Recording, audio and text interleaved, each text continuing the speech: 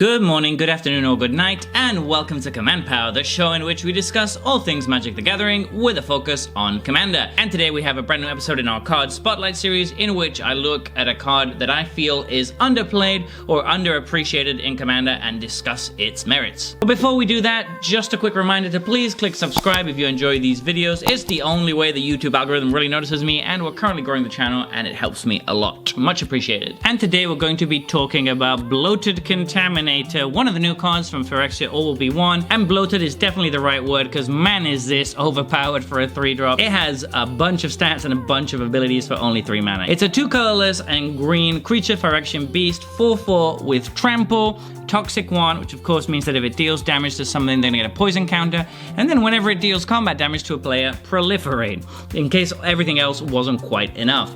So this is obviously insane. I mean, it's above the curve on stats alone. A 4/4 for 3 without anything else would have been really, really good years ago. Just compare this to something like Rock's Warmonk from when I got back into the game, which is green, white, blue, 3/4 with lifelink. That's it. And that was a really good card at the time. That saw some standard play. That was a decent card. This has better stats, doesn't have lifelink, but it has 4/4 worth of stats for only 1 green pip, so no restrictive color requirements. It's gonna go in any deck that can run green. It also has trample, which is evasion.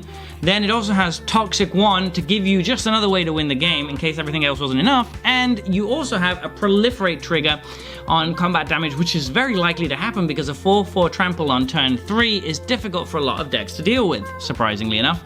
That means that this is essentially got Toxic 2, and if your deck is running any other synergies with counters, this is going to be really, really insane and difficult to deal with. Just seems like a crazy push design, honestly. I don't really understand why this needed to be a 4/4. A 4/3 would have been fine. A 3/3 I think is where it should have been with all the other abilities, but a 4/4 just means there's just no reason not to run this in any deck running green, I don't think. I feel like it's this push for standard because obviously black is dominating it a lot and they probably predicted that would happen, but I don't think the best way to fix that is by printing generically overpowered green creatures or creatures in other colors, because then when the good black cards rotate or stop getting played, the green ones will start to take over. We've seen this happen time and time again.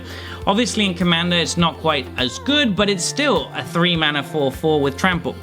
But still, a 3 mana 4/4 with trample in Commander can be really good on curve, and late game it's not a dead draw. 4/4 is always going to matter. It's never going to be a completely irrelevant creature that your opponents can just ignore. And the advantage in Commander is for the triggered ability, you're almost always going to be able to find an opponent that doesn't have a way to stop this getting through, at which point you're proliferating every turn. Getting a free proliferate every turn is really good. We've said it time and time again on this channel. Proliferating is a really strong and underrated ability. Imagine if you somehow get to put counters on this. Every time it's connecting, you're getting an extra counter on it, which makes it more likely to connect next time, and etc, etc.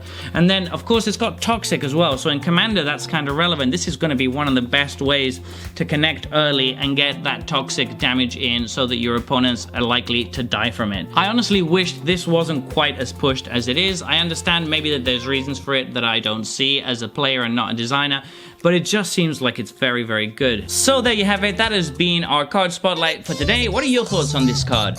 Let me know in the comments section below. I read all comments and respond to all of them too. And if you enjoyed this video, don't forget to click like or subscribe. It really helps the channel. And until next time, take care. Woo!